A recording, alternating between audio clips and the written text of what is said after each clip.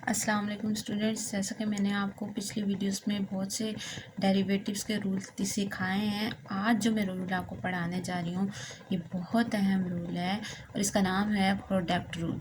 ठीक है, product rule में हमारे पास ये होता है कि जब हमने किसी ऐसे नंबर का डेरिवेटिव लेना हो जो कि दो फंक्शन के प्रोडक्ट के तौर पे आया हुआ हो, तो हमने उसका डेरिवेटिव कैसे फाइंड करना है, यानी कि उस फंक्शन में चेंज कैसे निकालना है। ठीक है, अब मेरे पास एक फंक्शन है एफ ऑफ एक्स और दूसरा फंक्शन है जी ऑफ एक्स, और मैंने इनके प्रोडक्ट पे डेरिवेटिव अप्लाई करना है।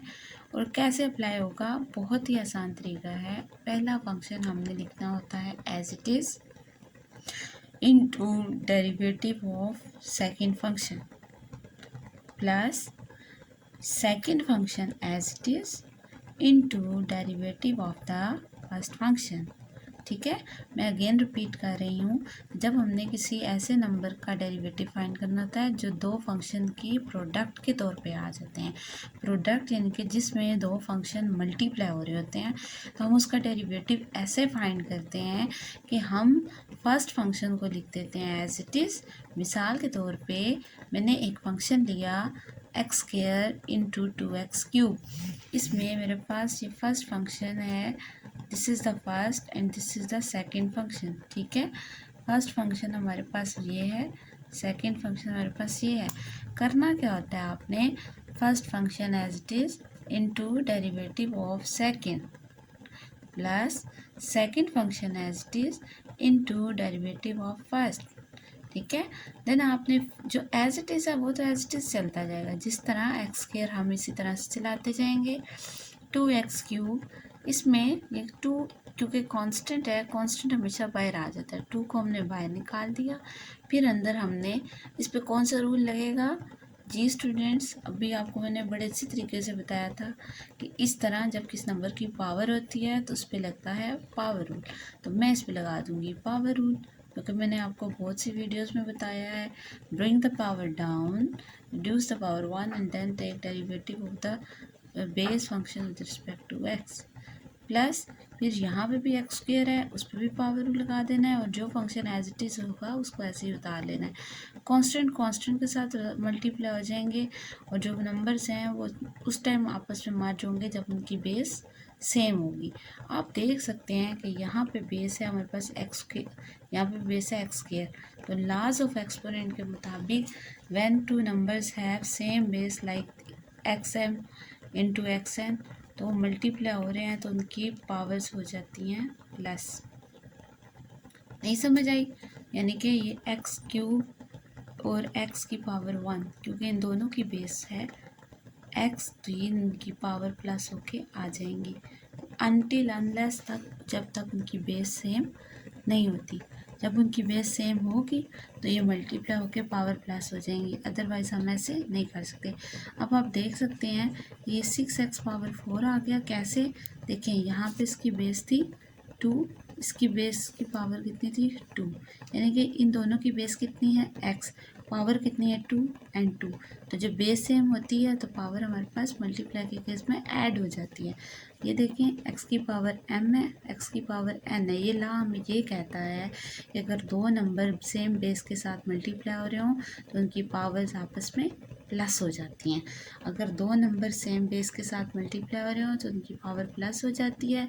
इस रूल के तहत इसकी पावर भी 4 हो गई, इसकी पावर भी 4 होगी, और दो सेम नंबर ये लाइक वेरिएबल्स हैं तो ये आपस में ऐड हो सकते हैं। इसके साथ हमारे पास 6 था, इसके साथ हमारे पास 4 था, देन हमने 6 + 4 को प्लस करके 10x की पावर 4 ये इसको सिंप्लीफाई कर दिया है। ये तो हमारे पास आ गया प्रोडक्ट रूल की फर्स्ट एग्जांपल। ठीक है, अब आपके पास आ जाती है एक एग्जांपल, इसकी मैं आपको अगर यहाँ पे लिख के बताऊँ, अगर आपने डेरिवेटिव फाइंड करना है दो फंक्शंस का xm इंटू xn, इसको इसमें कोई कन्फ्यूज़न की ज़रूरत नहीं है। पहला function as it is and derivative of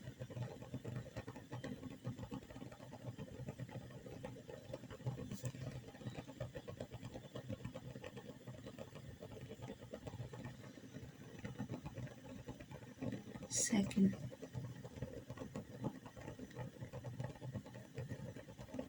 plus second as it is derivative of first. Got it? So students, आपको इसमें बिल्कुल भी कंफ्यूज होने की ज़रूरत नहीं है। मैं अगेन रिपीट कर देती हूँ कि जब दो फंक्शंस प्रोडक्ट में होते हैं तो अकॉर्डिंग टू डेरिवेटिव हम उसका फंक्शन को सबसे पहले हम फंक्शन पहला वाला हम स्टार्ट में लिख देते हैं, दूसरे का डेरिवेटिव ले लेते हैं, प्लस दूसरा ऐसे लिख देते हैं, पहले का डेरिवेटिव ले लेते हैं। जो भी रूल के मुताबिक उस पर लॉ लग रहा होता है, जो भी तरीका कार्य होते हैं, उसके बाद हम उस पर सिंप्लीफिकेशन के स्टेप्स करके हमारा रिक्वायर्ड आंसर आ जाता है। ठीक है, अब आपके पास द मोस्ट इम्पॉर्टेंट रूल जो कि बच्चों को कभी समझ नहीं आता है, होता है क्वोशिएंट रूल। क्वोशिएंट रूल में बेसिकली क्या होता है, इफ़ वी हैव फंक्शन, अगर मैं आपको समझाऊं, अगर मेरे पास कोई फंक्शन है y, ठीक है, और ये फंक्शन इस तरह का है कि इसके ऊपर हमारे पास ऊपर भी एक फंक्शन पड़ा है, नीचे भी इनकी क्वोशिएंट की फॉर्म वैल्यूज़ पड़ी हैं, तो will be dy by D x. ये कैसे होगा? ये बहुत आसान है। नीचे वाले फंक्शन का आपने ले लेना होता है स्क्वायर, यानी कि उसकी रेज टू पावर आपने लिख देनी होती है 2, और ऊपर वाले फंक्शन में आपने जैसे प्रोडक्ट रूल किया होता है वैसे इस ही होता है, बट इसमें और उसमें ये फ़र्क होता है कि प्रोडक्ट रूल में प्लस होता है, प्रोडक्ट से प्लस वाला होता है, और क्वोशिएंट रूल में आपने कर देना होता है माइनस। ये फ़र्क होता है, प्रोडक्ट रूल में प्लस करना होता है, क्वोशिएंट रूल में आपने कर देना होता है माइनस। मैं मिसाल के तौर से आपको समझाती हूँ कि अगर ये आपके पास y एक फंक्शन है और ये फंक्शन है x raise to power 3 divided by 2x, quotient की फॉर्म में है ना, ठीक है, तो आपने इसको कह देना इक्वेशन 1, ठीक है, इसको कह देना है इक्वेशन नंबर 1, इसको डिफरेंशिएट करना है विद रिस्पेक्ट टू x, ठीक है, differentiate with respect to x। Differentiate करने के लिए आपने क्या करना है, डी बाई डी एक्स दोनों साइड पे अप्लाई कर देना है। अब दोनों साइड पे अप्लाई किया तो फिर तरीका वही होना है कि जो नीचे वाला फंक्शन है उसका लेना है स्क्वायर, नीचे वाला फंक्शन है 2x, फिर उसका ले लेना है स्क्वायर, और फिर नीचे वाला function as it is derivative of the numerating function minus वो वाला फंक्शन एज इट इज़, और वो जो पहले वाला फंक्शन है उसका डेरिवेटिव। फिर आपने इस नंबर को ऐसे ही लिख देना है, और उसके साथ यहाँ पे डॉट होगा, डॉट का मतलब ये फंक्शन आपस में मल्टीप्लाई हो रहे हैं, 3x स्क्वायर आ गया माइनस एक्स क्यूब, ये अकॉर्डिंग टू 2x आपको पता है 2 बाहर आ जाएगा, और x का डेरिवेटिव x के हिसाब से 1 होता है, तो उस हिसाब से 2 1 सा आपके पास ये पूरा फंक्शन कितना आ गया 2, ठीक है।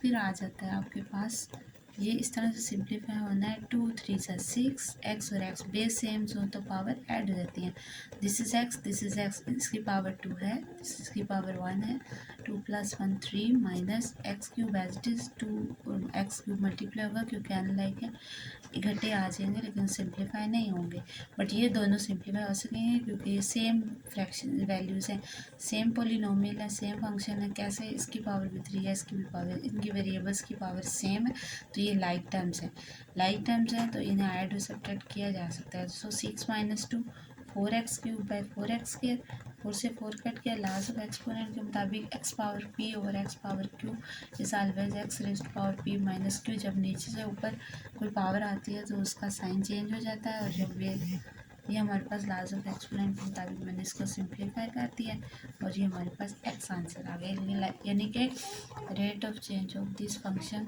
X cube by 2x is basically x। उम्मीद करती होंगी आपको ये सारे फंक्शंस बहुत अच्छे तरीके से समझ आ गए होंगे।